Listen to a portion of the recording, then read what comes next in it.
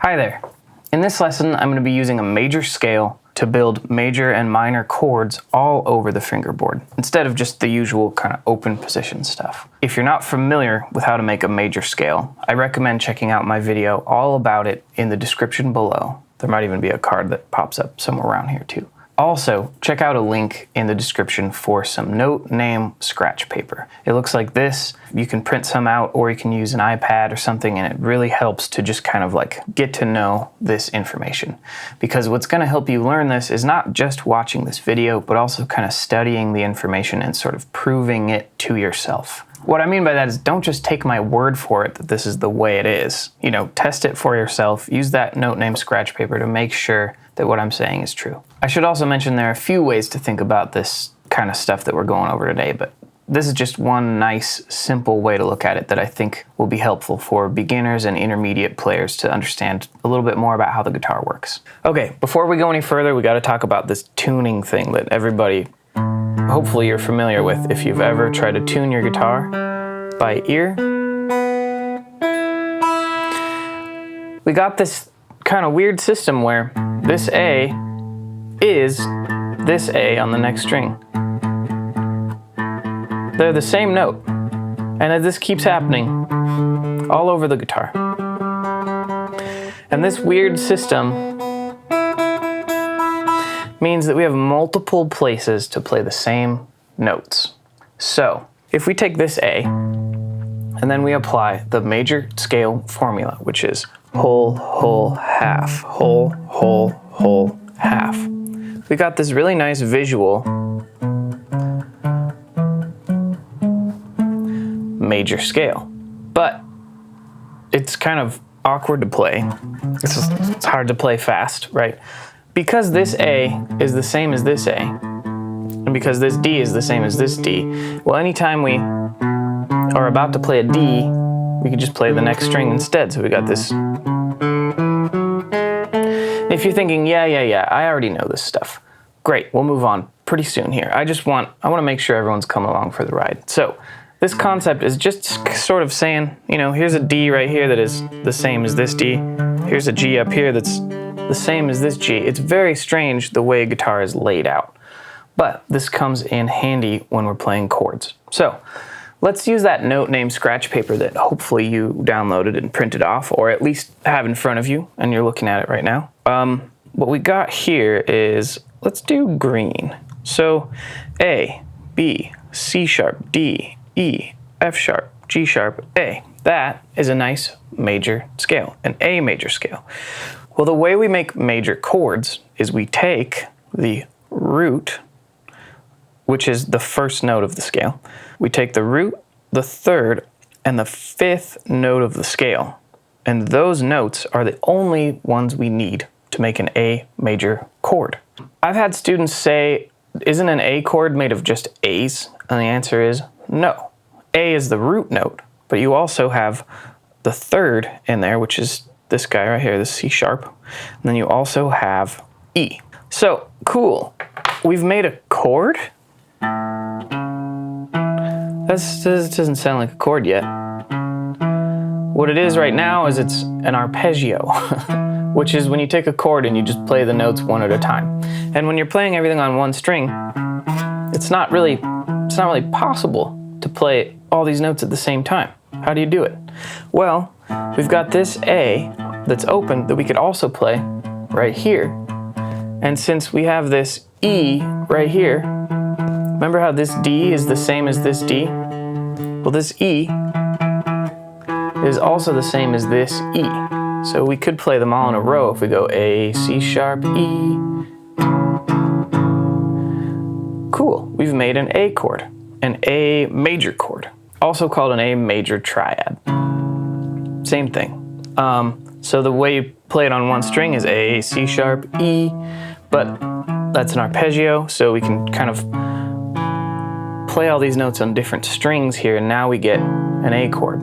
But you might be saying, hang on a minute, I've been playing an A chord for years now, and I've never seen that. That's not an A chord. What's the deal?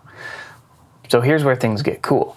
Now that we know that an A chord is made of A, C sharp, and E, which is root, third, and fifth, we don't actually have to play them in order, and we can play multiple A's, multiple C sharps, or multiple E's, whatever we want. So the classic A chord that you're probably more familiar with, here's what we got. We got E, A, C sharp, E. Hey, all the same notes, but we've got some extras in there, and that's totally fine. That's not only totally fine, it's normal and common, and it's a good thing. So this is a really important thing to think about. The shape that you might be used to, that you've been calling A this whole time, it's not an A because it makes that shape. It's an A because that shape grabs all the A's, C sharps, and E's in that area. That means if you can find other A's, other C sharps, and other E's, you can play A's all up and down the neck. So here's all the A's. Hey, that's cool. They're just all A's. Whoa, cool. What about all the C sharps? Well, here's a C sharps. Yep. See where I'm going with this? If we put all the E's in there too, well, now you can see, okay, there are just E's, A's, and C sharps in open position, but I could also go, there's a bunch of E's, A's, and C sharps. I could grab, well, I could go like this. Hey, there's that one we were playing earlier. What about this? All I'm doing is I'm grabbing A's, C sharps, and E's. This one is great. Some people ask, is the root note the lowest note? And I think this gets confusing because when you're mapping it out like we did earlier, A is the root note, which means it's the first note of the scale. But it doesn't mean it has to be the lowest note of the chord. For example, if we just play these three notes, C sharp is the lowest note, then we've got E, then we got A.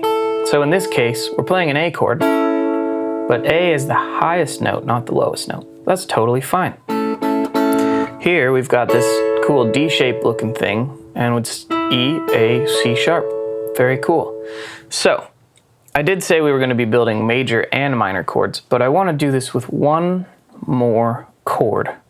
So let's talk about a D major scale. Let's start here. Here's a D, and then we've got D, E, F sharp, G, A, B, C sharp, D. Here, I'll play that. We got D, whole step, half step, whole step, half step. D major scale. We're just using the major scale formula, which is whole, half, whole, half. It's a mouthful to say, but it's real important to remember. So let's take now the root, the first note of the scale. That's what the root is. And then the third note of the scale, F sharp, and then A. And if you've watched the major scale video, you probably understand why this is called F sharp and not G flat, but we don't have time to get into that today. Watch that video, that will help explain why. So D, F sharp, and A. And again, we've got this issue where we're like, okay, we got them all arpeggiated. Well, we could do, another little sneaky D, F sharp, A, where we go. That's okay, but that still is not the D chord you're familiar with.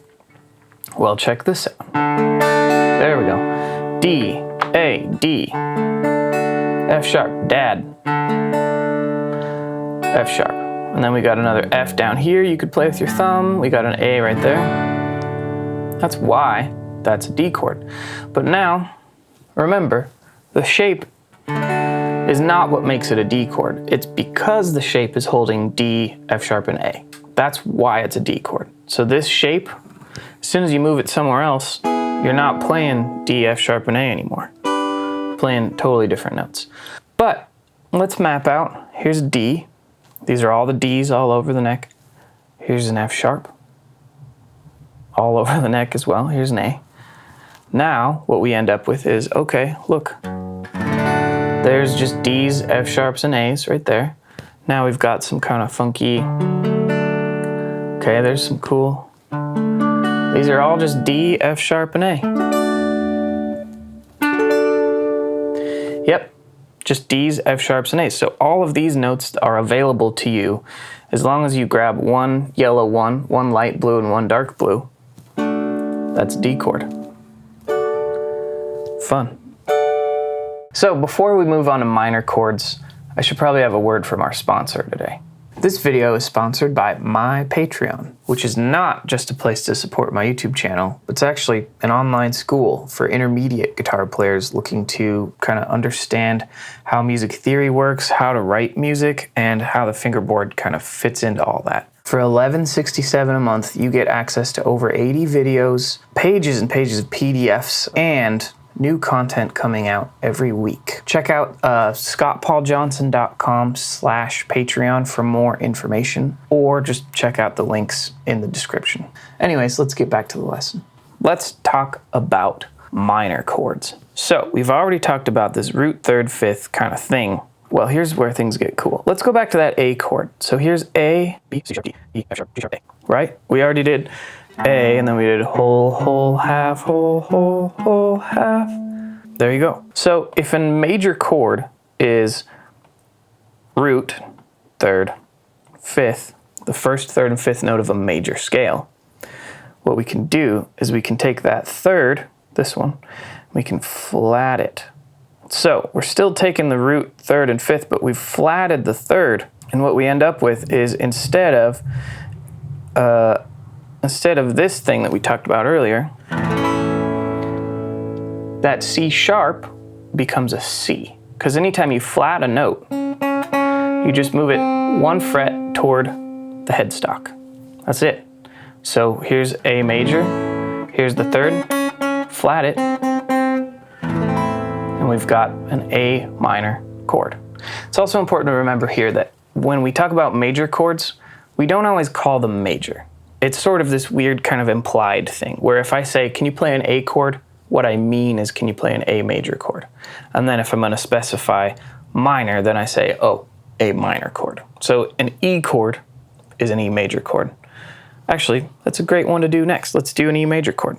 So if we've got, let's go back to major, E, F sharp, G sharp, A, B, C sharp, D sharp, E. Whole, half, whole, half. So we've got root, third, fifth. That's E, G sharp, and B. So if we were going to make an E major chord here, we got this nice E major chord. We got E, B, E, G sharp, B, E.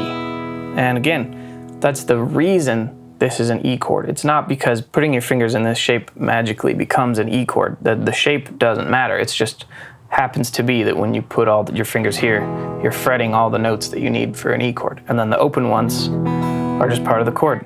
E, B, and E. That's a root and a fifth and another root. So now we've got that G sharp there. So we were saying to make a minor chord out of a major chord. In other words, to convert a major chord into a minor chord, we got to take the third of the chord. Here's the third. We got to flat it. And flatting it just means moving it toward the headstock a half step. And a half step just means one fret. So if we take this G sharp and we flat it, it becomes a G. So E major, flat the G sharp, becomes a G. Now we've got E minor. That's it. E major, E minor. We talked about A major, flat the third, A minor. These chords are nice because we only have 1/3 in there. It gets a little tricky when we talk about chords that have more than 1/3. For example, if we talk about that D chord again, which I'm gonna go a little quicker this time, because we've already talked about the D chord in a bit of detail here. Here's a D chord. And we talked about how the root is D, the third is F sharp, and the fifth is A. Nice. So if we want to turn this D major chord into a D minor chord, we have 2/3 now that we got to flat. We've got this F sharp, flat it. We got this F sharp, flat it. Now we've got, whoa, D minor chord. Now, here's a cool thing. If we take all the Ds, all the Fs, and all the As, we've got these D minor chords all over the fingerboard. As long as you grab one of each color here, you're grabbing a D, an F, and an A. Here's a nice D, F, A. Here's a nice D, F, A. Here's one. Nice, here's one right here. That's a good one. I like that one a lot. Yeah, these are just D minors all over the fingerboard. Let's tie all this together with something to practice. So below in the description, and maybe up here somewhere, I have a link to a jam track that you can play along with. And the jam track has little dots that pop up like this, so you can see, what notes are optional for each chord. This jam track is going to be A minor, which is A, C, E, and E major, which is E, G sharp, and B. And it's just going to bounce back and forth between those two chords. I'm just going to tell you about it first, and then we'll play along with it. So, you got this nice little intro, and then you got this count in 3, 4, 1, 2, 3. Now what we've got is, here's all the places you can play an A minor chord. And then here's all the places you can play an E major chord. And it just goes back and forth for 2 measures. 1, 2, 3, 4, 1, 2, 3, 4, 1, 2, 3, 4. That's it. And then the jam track that you can play along with is about 10 minutes long, which is, I think, a great amount of time to just practice.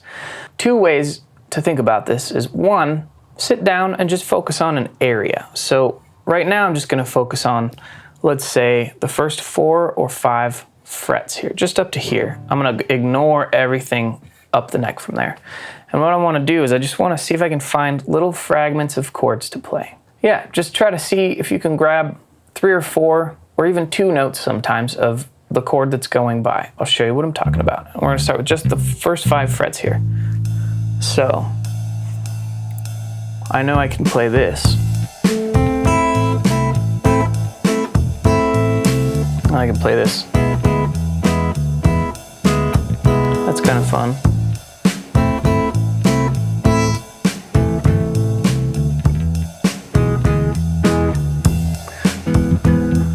That's kind of fun. So that's just the first couple frets. The dots are not there to tell you what to do. The dots are there just to tell you what you can do. The idea here is to just explore and tinker and see what you like. I'm going to end the video by doing that myself. But if you enjoyed this, let me know. Leave a comment. If you've practiced and you found that this was really enjoyable to practice, let me know in the comments. And if you want more stuff along these lines, check out my Patreon. I think you'll enjoy it. Thanks for watching. I'll see you next time.